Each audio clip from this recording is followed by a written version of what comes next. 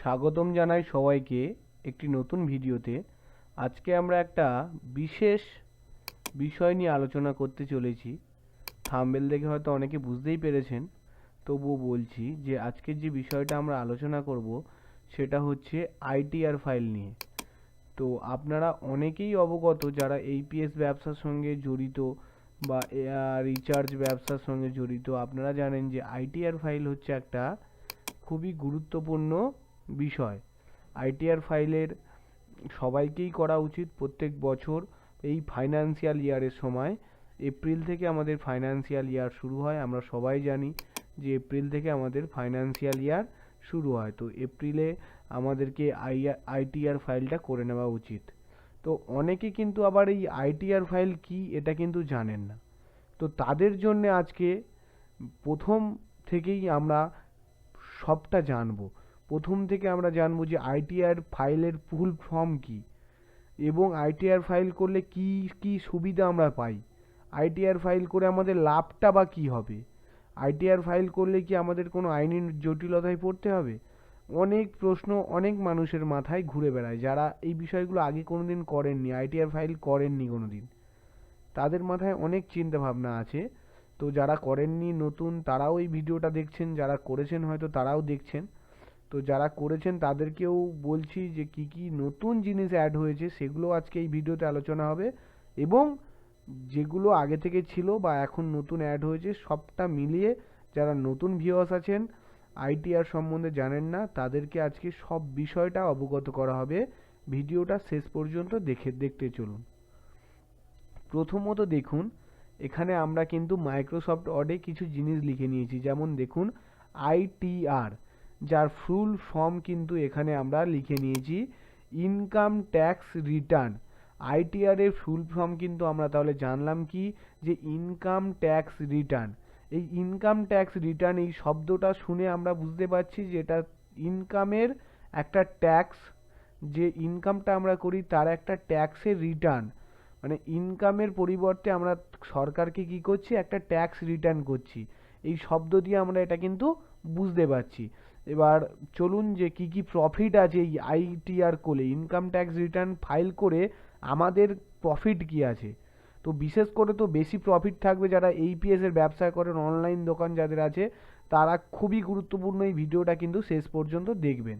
ঠিক আছে, আমরা প্রথম প্রফিটে চলে যাব। প্রথম কি প্রফিট আছে সেটাতে আমরা চলে যাব।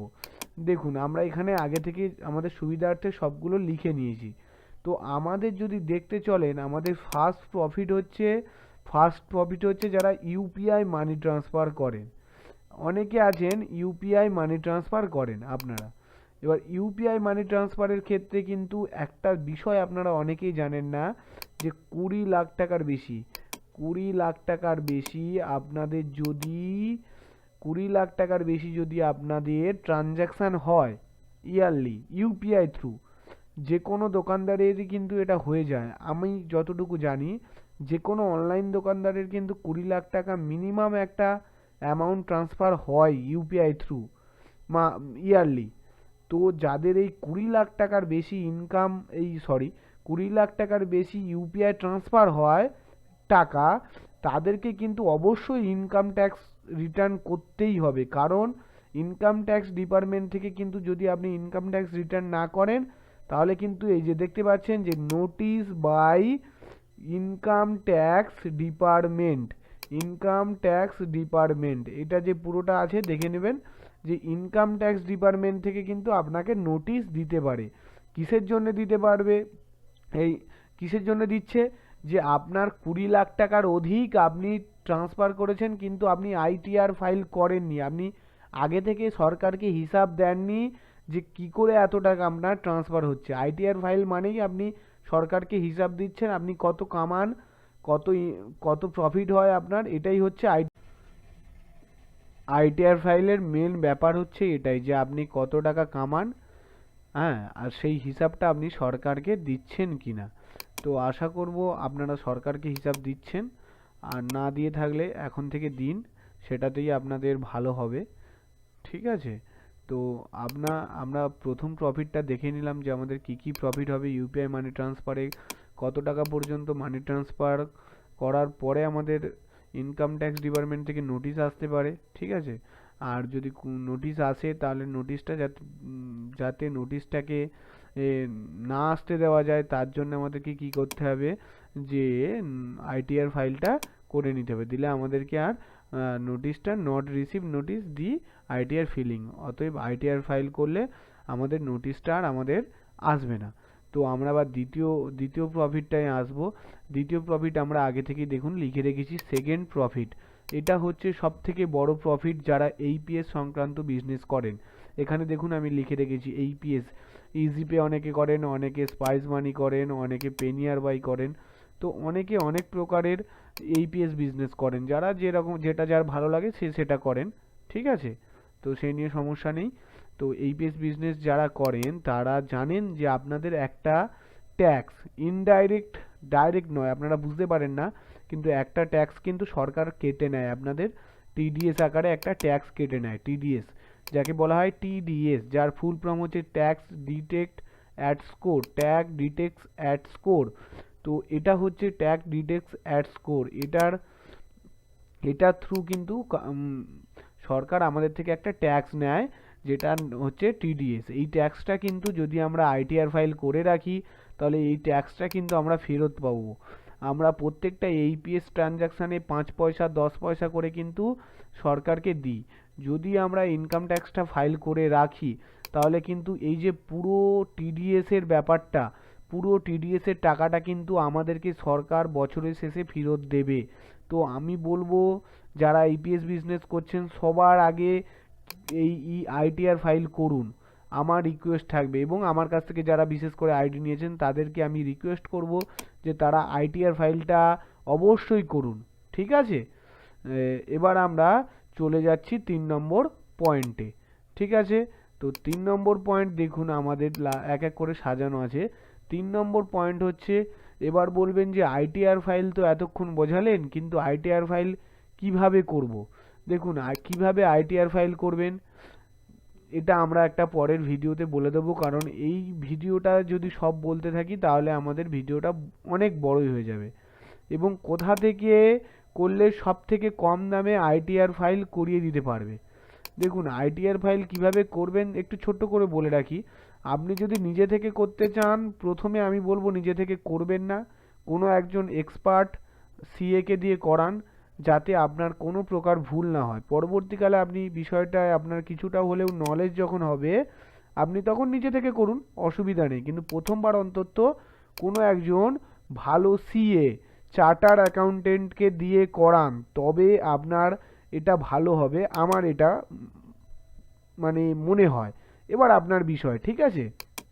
তো কোথা থেকে করলে সব থেকে কম দামে আইটিআর ফাইলটা এটা একটু স্পেলিংটা একটু ভুল আছে, আইটিআর ফাইলটা করিয়ে দিতে পারবে। দেখুন আপনি আপনার কাছে যদি কোনো সিএ থেকে থাকে তাহলে তার কাছ থেকে কিন্তু আইটিআর ফাইলটা করতে পারেন, নতবা আমাদের কাছ থেকেও কিন্তু করতে পারেন। দেখুন এর শেষ টপিক হচ্ছে আইটিআর ফাইলের ডেট কবে থেকে শুরু হচ্ছে আর কবে গিয়ে শেষ হচ্ছে। দেখুন ফাইন্যান্সিয়াল ইয়ার 2024 টু 2025-এর শুরু হচ্ছে 1 এপ্রিল এবং শেষ হবে 31 জুলাই। এর মধ্যে আপনাকে আইটিআর ফাইলটা করে নিতে হবে, এর মধ্যেই কিন্তু, এর পরে কিন্তু করলে একটা ফাইনের ব্যাপার থেকে যায়, অনেক ব্যাপার থেকে যায়। তো আমি সাজেস্ট করব যে এর আগেই আপনারা করে নিন। আর আমি আপনাদেরকে কথা দিচ্ছি যে কী করে আইটিআর ফাইল করতে হয় সেটা আমি আপনাকে শিখিয়ে দেবো, সে নিয়ে কোনো দ্বিধা নেই। আমি এই ভিডিওতে না হোক পরে একটা ভিডিও করে শিখিয়ে দেবো। তো আপাতত রিসেন্ট যদি কেউ আইটিআর ফাইল করতে চান তাহলে আপনারা আপনাদের যে নিয়ারেস্ট সিএ আছে তার সঙ্গে যোগাযোগ করতে পারেন, এবং যদি আপনাদের ঘরের কাছাকাছি কোনো সিএ না থাকে আমাদের সঙ্গে ডাইরেক্ট যোগাযোগ করতে পারেন। আমরা আপনাকে আইটিআর ফাইল করিয়ে দেবো খুব কম খরচে। আমাদের কাছে আমি একজন সিএকে ধরিয়ে আপনার আইটিআর ফাইলটা করিয়ে দেবো, আমাদের কোনো প্রফিট দরকার নেই। আপনার আইটিআর ফাইল যত টাকায় নিয়ে খুব কম খরচে আমরা আপনাকে আইটিআর ফাইলটা করিয়ে দেবো। ওকে, তো আপনাদের কারোর যদি কোনো কিছু এতে বুঝতে অসুবিধা থেকে থাকে আইটিআর ফাইল সম্বন্ধে বা টিডিএস সম্বন্ধে, তো আমাকে কমেন্ট করে জানাতে পারেন বা আমাকে ডাইরেক্ট কল করতে পারেন। আমি আপনাদেরকে আমার নম্বর দিয়ে দিচ্ছি। এই নম্বরে আপনি সকাল 8টা থেকে রাত 8টা যখন ইচ্ছা ফোন করলে আমাকে পেয়ে যাবেন। ওকে, নাম্বারটা তুলে নিতে পারেন 7318954215, এবং আরেকটা নাম্বার নিয়ে নিন 9051788241। এই দুটো নম্বরে আমি সবসময় অ্যাভেলেবেল থাকি, এবং আমি না থাকলেও আমাদের কোনো না কোনো স্টাফ আপনার ফোন রিসিভ করবে। ওকে, তো যদি কোনো দিন কোনো প্রবলেমে পড়েন আইটিআর ফাইল নিয়ে, কোনো যদি সিএর কাছ থেকে করেও কোনো প্রবলেমে পড়েন, আমাদেরকে বলবেন। আমরা যত সাধ্য চেষ্টা করব আপনাদের সহযোগিতা করার। তো আজকের ভিডিও এই পর্যন্ত। কারোর কোনো প্রবলেম থাকলে আমাকে কমেন্ট করুন, এবং আমার এই নম্বরে কল করে আমার কাছ থেকে প্রবলেমের সলিউশন আপনারা কিন্তু নিতে পারবেন। সো থ্যাংক ইউ পুরো ভিডিওটা দেখার জন্যে।